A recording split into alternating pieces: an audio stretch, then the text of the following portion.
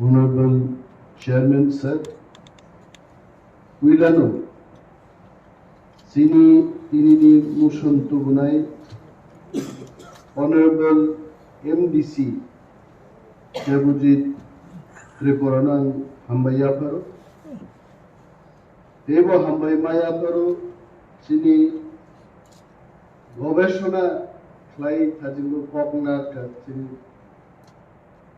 Chakma, Honorable Member, একজন politician গবেষক আবাহিগেনো politics এবং মান উন্নয়নের নাই I really thank him কক সেনর বাংলা জানি ককে মজে কন্টেন্ট ওর পড়ি নেই মানে ও খুব সাদা মাথা একটা ইংরেজি ভাই I don't know who has written this just তাকে গৌরব যে ফরেস্ট ডুয়েলার্স চিনি দি প্রাসারো বাহিক লাইট থকক জাগি তো জাস্ট একটা ঝলক অর ইসানানি চেষ্টা ক্লাই আপনারা যদি এই মোশনের বিষয়বস্তুটা পড়েন এখানে কোনো এক জায়গায় লিখেছে যে আমার স্ত্রীর নাম ইনকারেক্টলি এটা লেখা হয়েছে দি ওয়াইফস নেম ইজ ইনকারেক্ট এবং যে লোকেশনটাতে আমাকে দেওয়া হলো এই লোকেশনটা অন্য একজন সেখানে দখল করে বসে আছে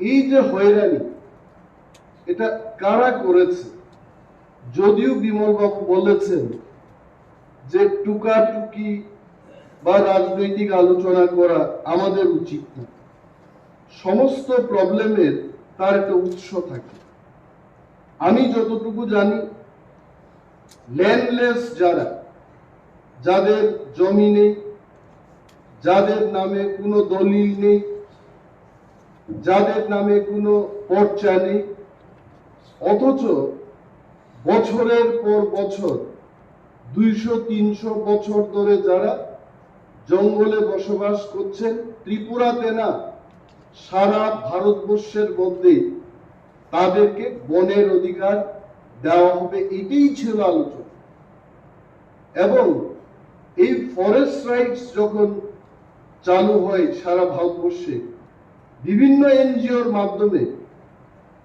সমস্ত ট্রাইবাল লিডারদের নিয়ে আলোচনা চক্র হয় তাদের মতামত নেওয়া হয় পরীক্ষা নিরীক্ষা করার পর বলা হলো মিনিমাম 70-75 বছর ব্রহ্মী যারা তংনাই বরগ্ন অর ফরেস্ট রাইটস প্রথম যে ব্যাপারটা এখানে বলা হয়েছে যে লোন নেওয়ার জন্য তাদের কাগজ ব্যাংকে গেছে মাই ফার্স্ট কোয়েশ্চেন ইজ একটা ল্যান্ডলেস মানুষ সে কেন লোন নেবে why he is going to take loan যার কাছে কিছুই নাই বলেই তো তাকে জমি দেওয়া হলো সে কেন লোন নেবে what the government is doing আমরা এখানে যারা আছি যদিও সঞ্জিত রিয়াং তার নামটা চেঞ্জ করে ভূমিকানন্দ রিয়াং করে ফেলেছে মাননীয় চেয়ারম্যানের কাছে আমি অনুরোধ করব যে প্রত্যেক সদস্যদের জন্য তাদের নিজস্ব অ্যালটেড চেয়ার থাকে এবং প্রথা অনুযায়ী তারা নিজস্ব অ্যালটেড মাইক থেকেই কথা বলতে আমি জানি বিধানসভাতে কোনো এক সময় কোনো মাননীয় বিধায়ক অন্য একটা টেবিল থেকে যখন কথা বলেন সেটি কিন্তু রেকর্ড করা হয় না and in the same manner honorable member Sanjit Riyang is sitting in the allotted chair of Bhumika Nando Riyang এগুলো যেন দেখা এখানে বলেছে যে এই ল্যান্ডের যে ডকুমেন্টটা এটা ব্যাংকের কাছে চলে গেছে আমার প্রশ্ন হলো এই যে ডকুমেন্টটা গেছে আদৌ এই কথা ইজ ইট কারেক্ট যেটা ফরেস্ট পাত্তার উপর ব্যাংক লোন নেওয়া যায় I don't know actually first time I am hearing in the house যে বনের পাত্তার উপর লোন নেওয়া যায় first time I am hearing in my life I am telling এবং এই যে কাজটা করেছে কারা করেছে? তৎকালীন বামফ্রন্ট সরকার। এদের ইচ্ছা হলো তোমাকে ফরেস্ট পাট্টা দেওয়া হবে বলে 5 বছর তাকে রাজনৈতিকভাবে তার দলের কাজকর্ম করাতে শুরু করেছে এবং পরবর্তী 5 বছরে একটা ভুয়া পাট্টা দিয়ে এই ভুয়া পাট্টা this is why its name is not okay, যেটা আমাদের মাননীয় অনারেবল এডুকেশন বলতে চেষ্টা করেছেন জিও টেকিং। সেখানে ক্যামেরা নিয়ে ফিটা নিয়ে পরিমাপের কোনো দরকার নেই। জিও টেকিং খাইব actual location identify climate in how many places geotagging খাতাবু পর্যন্ত। আমি জানি নর্থ ত্রিপুরার চন্দ্রখা, রাইতিসা, কাংরাই ইত্যাদি এলাকায় বিশেষভাবে যেখানে রিয়াংরা বসবাস করেন তাম খাইকার পাট্টা ফাইকা চিনি রিয়াং সিনের গুমুঙ্গই আর আরো চাষবাস খাই বাগান লাখ লাখ রাঙাজি তো অন্য চিনি তিপ্রাসা পরব্রত। আমি এটা বলবো না এখানে তিপ্রাসাদের বিরুদ্ধে লড়াই করুক, এটা আমার বক্তব্যের মূল বিষয় না। কিন্তু এটা কেন একজনের নামে পাত্তা হবে আর একজন চাষ করবে সেখানে? এটাও এনকোয়ারি হোক। তো শোষণ থেকে মুক্ত পাওয়ার জন্য এটা করা হলো, আবার তারা শোষিত কেন এটা হবে? আমার মানে এই জায়গায় আরেকটা জিনিস হলো বিমল বাবু যে স্পিরিট নিয়ে এখানে কথা বলেন, আমি আবারও বলবো I feel that as if we are in the one party, we are in the same government. এটা বাস্তব। বিজেপি, তিপ্রামথা, সিপিএম দলীয়ভাবে সে তার দলের কথা বলবে, এটাই ডেমোক্রেসির প্রথা। কিন্তু একটা সরকার আর একটা সরকারকে সাহায্য করা এটাও তো একটা প্রথা। রাজ্যে বিজেপির সরকার হতে পারে, এখানে তিপ্রামথার সরকার হতে পারে, but government should help another government. যদি আজকে কেন্দ্রীয় সরকার মনে করে যে ত্রিপুরা সরকারকে 1 টাকা দেব না, আই টেল ইউ বেতন দেওয়া তো দূরের কথা, ত্রিপুরা রাজ্যে কোন ধরনের সরকারি ব্যবস্থাপনা আর চালু থাকবে না। Because 78 to 80% of the state budget is dependent on the central budget. Central grant যদি না দেওয়া হয় ত্রিপুরাকে, ত্রিপুরা সরকার সে পরিচালনা করতে পারবে না।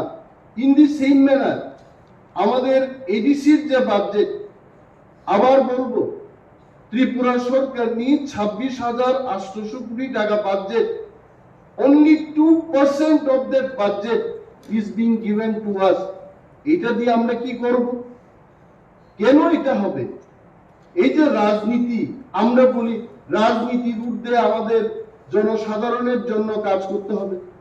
সরকারে বসে যদি মন্ত্রীও রাজনীতি করে সরকারের টেবিলে বসে, তাহলে জনগণের কি উপকার হবে? আমি চ্যালেঞ্জ ছুড়েই বলছি, বিমল বাবু একদিন আমাকে 3টা না 5টা অ্যাপ্লিকেশন দিয়েছে যে কেউ বাড়ি ঘর পুড়ে গেছে আগুনে, বলছে যে অনিমেষ বাবু যেহেতু ট্রাইবাল ওয়েলফেয়ার দপ্তর আপনার কাছে, আপনি একটু সাহায্য করুন।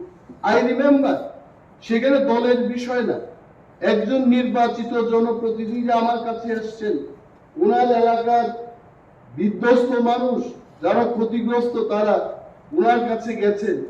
সঙ্গে সঙ্গে আমি এটাকে আমাদের যারা সমর্থক তাদের যেভাবে আমরা দিই একইভাবে ওনারটা আমি দিয়েছি।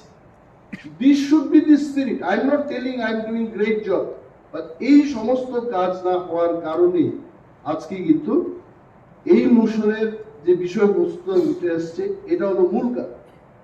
আরেকটা এখানে বলি, আসলে কি ফরেস্ট রাইট সম্পর্কে কি আসলে আমরা জানি? আমিও কিন্তু বেশি কিছু জানি না। ফরেস্ট রাইট কথার অর্থ হচ্ছে জঙ্গলে যারা থাকে, বছরের পর বছর যারা থাকে তাদেরকে একটা অধিকার। Beyond that I don't. যেহেতু ফরেস্ট রাইট একটা আইন, এটা একটা আইন, এই আইনকে এনে সবাই রুলস তৈরি করেছে, বিধি তৈরি করেছে। প্রথম আমি যে ব্যাপারটা সাজেশন দেব হাউসের মধ্যে, যে ফরেস্ট রাইট সংক্রান্ত ব্যাপার নিয়ে ত্রিপুরার বিশেষভাবে এডিসি এলাকায় একটা আলোচনা চক্র, যদিও আমরা করি নাই, পূর্বতন যারা সরকারে ছিলেন ওনারা করেন নাই, but we must have to start doing this. What is forest right, আমাদের কি অধিকার আছে? আমি যে চাইবো একটা জিনিস আমি নিজেই জানি না, হোয়াট ইজ মাই রাইটস। এই রাইটস কি নিয়ে আলোচনা চক্র শুরু হোক। এখন আমরা যে দোষ দেব মানুষকে, কিন্তু দোষ নাই। এখন ত্রিপুরা সরকারকে যদি বলি, মাননীয় বিরোধী দলনেতা বিমল বাবু বলেছেন যে এনসি দেববর্মাকে উনি রেভিনিউ মিনিস্টারকে ধন্যবাদ জানান। কেন আমি তো ধন্যবাদ জানাবো? কারণ ত্রিপুরার রাজনৈতিক ইতিহাসে এবং সরকার পরিচালনার ইতিহাসে এনসি দেববর্মাই নজির গড়েছেন প্রথমবার রেভিনিউ মিনিস্টার হিসেবে। আগে প্রত্যেকটি ল্যান্ড অ্যালটমেন্ট কমিটিতে সাব ডিভিশনাল লেভেলে জনপ্রতিনিধিদের রাখা হতো এবং জনপ্রতিনিধিরাই শেষ কথা ল্যান্ড অ্যালটমেন্ট কমিটিতে। এবং এনসি বাবু রাজস্ব মন্ত্রী হওয়ার পর কোন জনপ্রতিনিধিকে ল্যান্ড অ্যালটমেন্ট কমিটিতে রাখা হয় না। এটা কি জনস্বার্থে না জনবিরোধী? আমি কেন ধন্যবাদ জানাবো নাকি? দ্বিতীয়ত, আপনি বলেছেন যে 3টা দপ্তর এই বিষয়টা তারা সমাধান করতে পারে, রেভিনিউ, ফরেস্ট এবং ট্রাইবাল ওয়েলফেয়ার। আরে রেভিনিউ তো বুকুং বাড়ার হাতে, ফরেস্ট তো বুকুং বাড়ার হাতে। বুকুং নাই বললেই চলে, বাড়া কইলে কিছুটাও থাকে, সব তো বুকুং বাড়ার হাতে। ট্রাইবাল ওয়েলফেয়ার বুকুং বাড়ার হাতে। 3 বুকুং বাড়া বইই যে সমাধান করতে পারছে না, আমরা শুধু চিৎকার দিই। আসলে এটার জন্য দরকার পলিটিক্যাল উইল, এবং যে ব্যক্তিরা সেখানে বসেছেন তারা তাদের সদিচ্ছার উপর নির্ভর করবে এটা হবে কিনা। যেমন শিক্ষা দপ্তরের কথা বলি, রতন বাবুর আগে যারা ছিলেন তারা রুটিন বারবার পরিবর্তন করতো না। রতনলাল নাথ যখন শিক্ষামন্ত্রী হলেন, সকালের রুটিন বিকেলে চেঞ্জ হয়, কিন্তু আগে হতো না। তাহলে শিক্ষামন্ত্রী সেই চেয়ারটা না, ব্যক্তিতার উপর নির্ভর করে।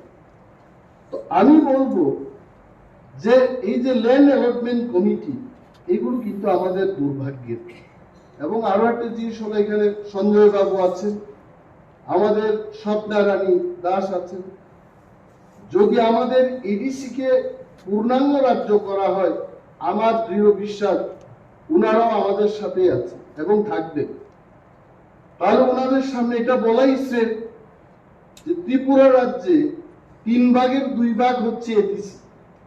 অর্থাৎ যদি এই 2 ভাগ ধরে ক্ষমতা দিয়া দেয়, পিতার চেয়ে পুত্রের অধিকার বেশি হয়ে যাবে। কারণ পুত্রের আয়তন হচ্ছে 3 ভাগের 2 ভাগ, আর পিতার আয়তন হবে 3 ভাগের 1 ভাগ। এই ভয়টাও কিন্তু সেখানে কাজ করে, কিন্তু করার তো কিছু নাই। এডিসিটাই এমন। কার্বিং আঙ্গের কথা যদি বলেন, আসামের 10 ভাগের 1 ভাগ হবে বা 15 ভাগের 1 ভাগ হবে, কিন্তু ত্রিপুরাতে দেখা গেল যে টোটাল আয়তন তা আমাদের কাছে। এই ব্যাপারটাও সেখানে কাজ করছে।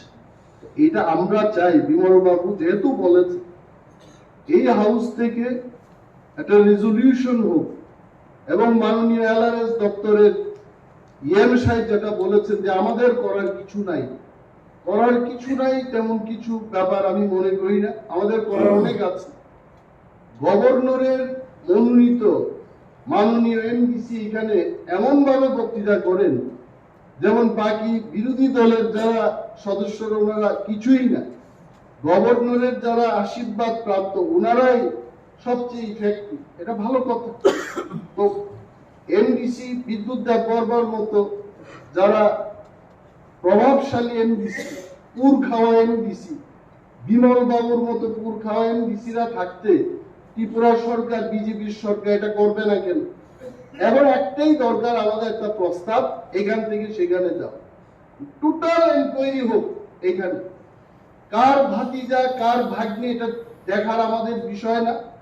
টোটাল এনকোয়ারির মাধ্যমে কার জায়গা কে দখল করছে, জিও টেকিং হোক, আর যদি সিপিএম যদি ভুয়া পাত্তা দিয়ে থাকে তাহলে এটাকে শেষ করে নতুন ভাবে যেন আমরা করতে পারি, এই বিষয়টা আমাদের দেখা উচিত। এবং কিছু কিছু ক্ষেত্রে এই ফরেস্টের কথা বাদ দিই, প্রাইম এলাকাতে আমরা শুনলাম যে তেলিয়ামুড়াই অনেক জমাতিয়া কলোইদের যে জায়গা ছিল, এটা কিন্তু ট্রাইবেল ল্যান্ড নন ট্রাইবেল কে বিক্রি করা যায় না, কিন্তু বিজেপি আইপিএফটির সরকার আর একটা ইতিহাস সৃষ্টি করার পদ্ধতি। আমরা অনেক চেঁচামেচি করলাম, এটা কি করা হয়, ট্রাইবেলদের ল্যান্ড এটা নন ট্রাইবেলরা বিক্রি করতে পারে না, এটাই রাজ্যের আইন, কিন্তু এই আইনকে লঙ্ঘন করে ওইখানেও বিক্রির আদেশ, বিক্রির জন্য পারমিশন দেওয়া হচ্ছে। এগুলো বন্ধ হোক।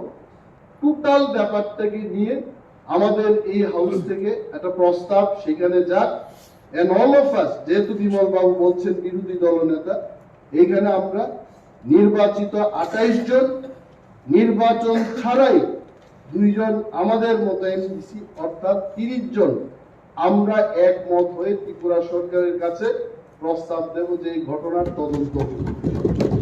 Thank you sir, thank you very much.